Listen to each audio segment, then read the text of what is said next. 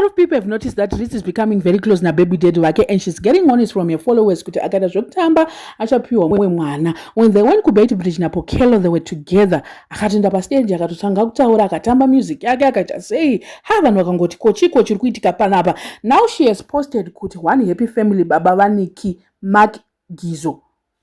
Now does Ritz have to post every minute kuti they are happy na baby daddy? Ameno, I don't know. Ndoko parenting yacho here iyo, or we are actually missing something panapa. Pane vari kuti vanhu vanenge vakadzokerana, cause Ritz akuposta ma pictures avo ekudhara vari vese pavakadanana pavakamitisana, naiko zvino vaina Nikki vachita kunge happy family sure. So probably vanhu vari kuti vanhu vakadzokerana pamwe vari kuziva zvatisiri kuziva isusu.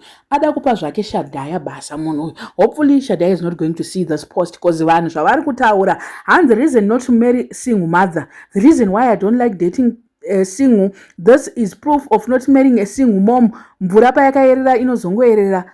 I'm saying this again. Ritz wakamhanya mfana, now see vanhu vakuta wakamhanya kuita mwana wechituku kuita sei dai, so wasonyatsodzokera nemunhu wako zvakanaka apa pahona zvamakutoita mukunyatsolooka cute together. Hanzi nemumwe one round again. Aminoti vari kurevei ava. And then zvikanzi reason not to marry single father, unenge wakuita kunge ndiwo uri toxic. Munhu ngaagarisane nemunhu waakazvara naye, kana zvikaramba foseredzai muchienda makadaro ndo zvamakasarudza.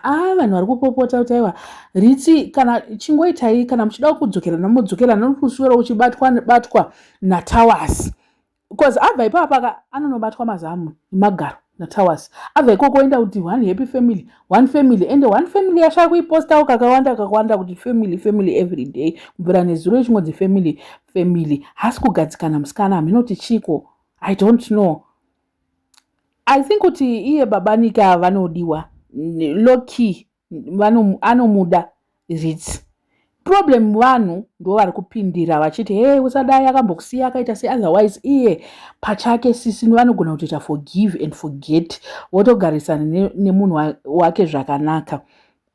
Problem I think iri kuita vanhu ndeyekuti pese ari kuita kunge ari kushandiswa nevanhu. Amen, I don't know. Hanzi ipapa achashandiswa osiwa. Munhu kana aita baby daddy wao kana aita mari vachivha, because handu vanoimba vachivha gora vachasiwa vachiringowanzira vanhu vachidii, but ari kutoita kuti vapinde mu social media, so vanhu unknowingly ari kupusha music yake.